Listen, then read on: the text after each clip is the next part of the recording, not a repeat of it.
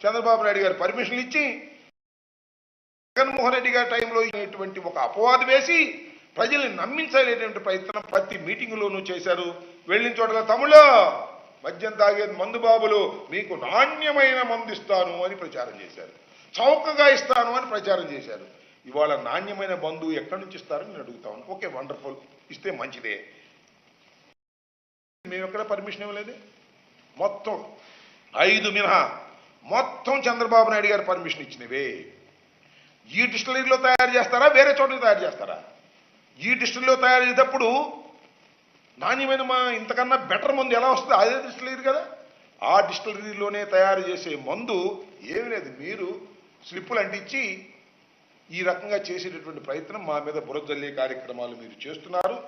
ఇది ఒక సరైనటువంటి విధానం కాదు అనేది ఈ సందర్భంగా నేను చెప్పదలుచుకున్నాను.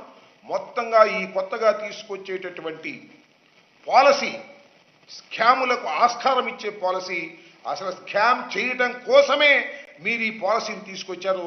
మీ కార్యకర్తలకి, మీ నాయకులకి సిండికేట్లు చేసి మద్యాన్ని అమ్ముకొని వ్యాపారం చేసుకొని డబ్బులు సంపాదించుకోవాలి అన్యాయంగా అనేటువంటి ఒకే ఒక్క దురుద్దేశంతో ఇవాళ ఈ నూతనమైనటువంటి పాలసీని మీరు తీసుకొచ్చారు. ప్రభుత్వమే ఇటువరకు అమ్మేది. ప్రభుత్వమే అమ్మినప్పుడు ఇంకా ఎక్కడ మిస్చీఫ్ దాడానికి అవకాశం లేదు.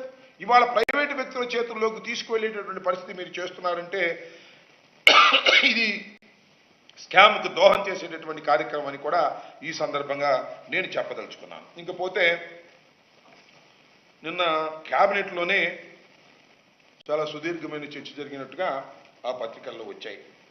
ముఖ్యంగా వారి ప్రియమైన పత్రిక ఈనాడులో జగన్ భార్య చైర్మన్గా ఉన్న సాక్షి పత్రికకు దోచిపెట్టారు. ప్రభుత్వ సొమ్మంతా కూడా సాక్షి పత్రిక దోచిపెట్టారట. ఆ సాక్షి పత్రిక జగన్ భార్య చైర్మన్గా ఉన్నారట. సరే, మరి వాళ్ళకి తెలిసిందో తెలియకో, మరి ఆమెమి చైర్మన్ కూడా కాదు, ఈవెన్ డైరెక్టర్ కూడా కాదు. Board will do all the functions in the Sakshi. Sakshi అనే పత్రిక నేను మీకు ప్రత్యేకంగా చెప్పవలసిన అవసరం లేదు. డాక్టర్ వైఎస్ రాజశేఖర రెడ్డి గారు సాక్షి పత్రికను తీసుకురావాలని తాపత్రయపడి తీసుకొచ్చినటువంటి మహానుభావుడు. ఎందుకు తీసుకొచ్చాడు సాక్షి పత్రికని? చంద్రబాబు నాయుడు గారి చేతిలో ఉన్నటువంటి అన్ని పత్రికలు, ముఖ్యంగా ఈనాడు, ఆంధ్రజ్యోతి, వారి గుప్పెట్టో పెట్టుకొని రోజు కథ రాసి ప్రజల ముందుకు పంపేటటువంటి ప్రయత్నం చేసి విష ప్రచారం చేసేటటువంటి కార్యక్రమం చేస్తున్నారు అనే విషయాన్ని తెలుసుకొని ఆ రోజు గుర్తుండే ఉంటుంది రాజశేఖర రెడ్డి గారు, దివంగత రాజశేఖర రెడ్డి గారు ఆ 2 పత్రికలు అని చెప్పేవాడు. ఆ 2 పత్రికల వాయిస్ వేరే రకంగా పోతుంది కాబట్టి నిష్పక్షపాతమైనటువంటి వాయిస్ వెళ్ళాలని సాక్షి పత్రికను తీసుకొచ్చినటువంటి గౌరవనీయులు దివంగత రాజశేఖర రెడ్డి గారు. నేను మనవి చేస్తున్నా, సాక్షి పుట్టుకతోనే దాని చేసేటటువంటి కార్యక్రమం చేస్తున్నారు మీరు, చంద్రబాబు నాయుడు గారు, రామోజీరావు గారు. ఎందుకంటే ఇలాంటి పత్రిక ఉండేటటువంటి నాటకాలు, రాసేటటువంటి కథనాలు ప్రజలు నమ్మరు కాబట్టి ఈ సాక్షి పత్రిక మీద విషం కక్కేటటువంటి ప్రయత్నం చేస్తున్నారు. ఇది కొత్త ఏం కాదు, ఇవాళ కాదు, డే 1 నుంచి మీరు అదే కార్యక్రమం చేస్తున్నారు. నేను అడుగుతా ఉన్నా, అంటే సాక్షి పత్రికకు జగన్ గారి భార్య చైర్మన్గా ఉన్నారని నేను మనవి చేస్తున్నా. జగన్ గారి భార్య శ్రీమతి భారతి గారు ఆమె మీద అక్కస్సు ఎంత కావాలో అంత కక్కుతా ఉన్నారు. ముఖ్యంగా లోకేష్ గారి నాయకత్వంలో విష ప్రచారం చేస్తున్నారు. సోషల్ మీడియాలో కూడా ఇష్టం వచ్చినట్టుగా మాట్లాడుతున్నారు, ఇష్టం వచ్చినట్టుగా చేస్తున్నారు కార్యక్రమంగా. నేను మనవి చేస్తున్నా,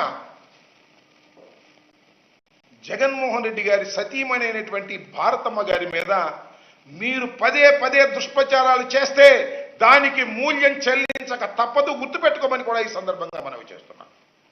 సాక్షి మీద విష ప్రచారం చేస్తారు, జగన్మోహన్ రెడ్డి గారి సతీమణి మీద విష ప్రచారం చేస్తారు.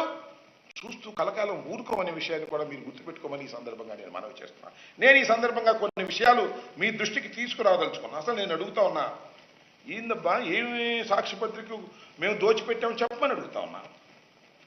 దీనిలో ఇవన్నీ లెక్కలు చాలా క్లియర్గా ఉంటాయి. సాక్షి పత్రికలు కానీ, లేకపోతే ఈనాడుకి ఇచ్చినవి కానీ, లేకపోతే ఆంధ్రజ్యోతికి ఇచ్చినవి కానీ, తెలుగుదేశం ప్రభుత్వంలో మీరే రకంగా ఇచ్చారు, మేమే రకంగా ఇచ్చామనేది కూడా చాలా స్పష్టంగా ఉంటుంది. ఇప్పుడు ఒకటి నేను మనవి చేస్తున్నా, సాక్షి దినపత్రిక అనేది దేశంలోనే టాప్ వరుసలో ఉన్నటువంటి పత్రిక. మన రాష్ట్రంలో టాప్లో ఉన్నటువంటి 2 పత్రికల్లో 1-2 ప్లేసెస్లో ఉన్నటువంటి పత్రికల్లో ఒకటి సాక్షి పత్రిక. అలాంటి హయ్యెస్ట్ సర్క్యులేషన్ ఉన్నటువంటి సాక్షి పత్రికకు మీ టైంలో మీరేం చేశారు? మేమేం చేశాము? చంద్రబాబు నాయుడు గారి టైం పోయిన తర్వాత మేము మా టైంలో ఈనాడుకి ఏం చేశాము చాలా స్పష్టంగా చూడాల్సినటువంటి అవసరం. ఈనాడు మాకు వ్యతిరేక పత్రిక.